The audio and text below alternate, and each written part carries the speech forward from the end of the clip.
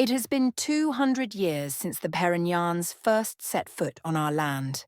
Erichia, despite all the claims made by the people of the Red City, is a far older land, with a people far nobler than the Bheronyans themselves.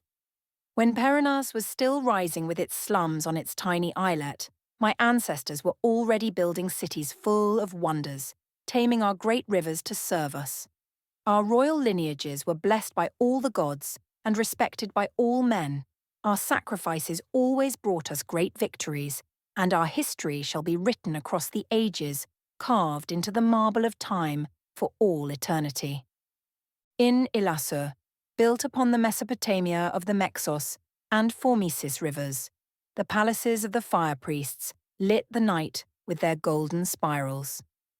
Further down the Mexos, Asarim raised its temples of gold and silver to the sky, promising the gods the glory of blood through sacrifice. In Mivancola, our greatest city, the wise kings commanded their fearsome black armies, whose spearmen could pierce even the thickest shield walls, and whose men subdued a dozen cities beneath their indomitable ranks.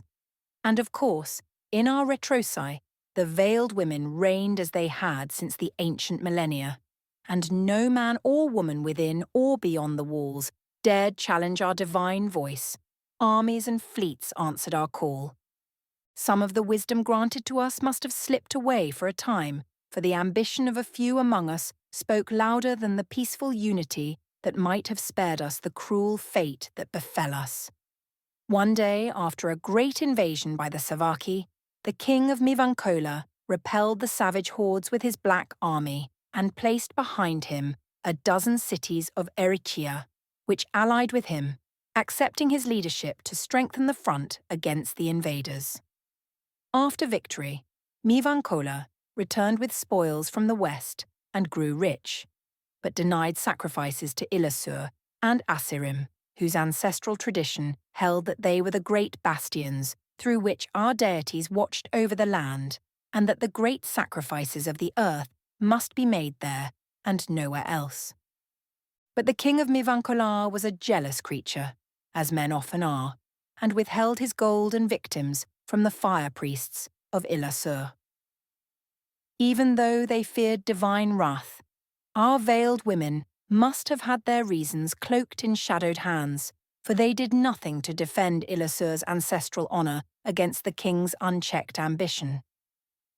After the infamous night, as our people call the night, in which the king of Mivancola held a grand banquet in honour of the gods and offered sacrifices after denying them to Ilasur, the assemblies and councils gathered in the great halls of the northern cities with ancestral royalty and pious priests.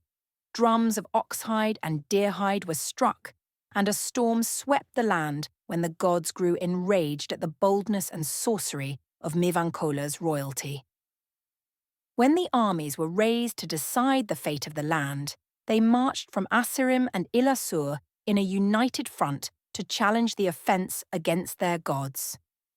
In response, Mivancola rose with its proud cities and raised its own armies, and the black warriors of Mivancola were the strongest among them. When the wise king's envoys came to the veiled women, the stories say my foremothers sealed the walls and deliberated for a full moon phase, waiting for the river gods to give their answer. After 7 days, the mothers opened the gates and announced that the city's spearmen would march with the Black Army. We can only imagine what prompted that hasty decision, perhaps ambition or fear. For 3 years, the generals of Ilasur fought against the black generals of Mivancola across the plains of our rivers. The pastures burned, the wheat withered, and men died. In their amber halls, the gods wept, and the rivers rose and fell in floods that washed the battlefields of the blood of Erichia's good people, who perished by the blades of their own kin. At the end of the war, Mivancola rose victorious once more and made its blood-soaked men parade through Ilasur, forcing the fire priests to kneel before the wise king in a final humiliation. From that infamous spectacle, the veiled women did not partake. At least in that, Our mothers showed wisdom in those dark days, for as soon as the last battle was won, they called our soldiers back to Retrosi, to the arms of their mothers and the beds of their wives. But the humiliation wrought by the wise kings, whose intelligence I now greatly doubt, would not be forgotten by the fire priests or the nobles of Assyrim. When they stole from their treasuries and ate of their rye, Mivankola showed all of Erichia that its indolent power could only be replaced by something far worse, and earned itself a curse that would bring an enemy far crueler than its subdued brothers. For when the Red City finally conquered the plains of the barbarian Salkites, it turned its eyes southward, to the noble and rich land of Erichia. And when it landed its red soldiers on our shores, the gods wept tears of blood and, for the first time in the ages, closed their eyes to us and ignored our pleas as the imperial city marched across our land. The intrigue, the vile intrigue, that Mivankola and its kings had sown in our cities caused the people of Ilasur and Assyrim to kneel before Berenice. And the Red City brought its filthy imperial leagues against our walls, and not even the bloodiest sacrifices saved us from complete subjugation.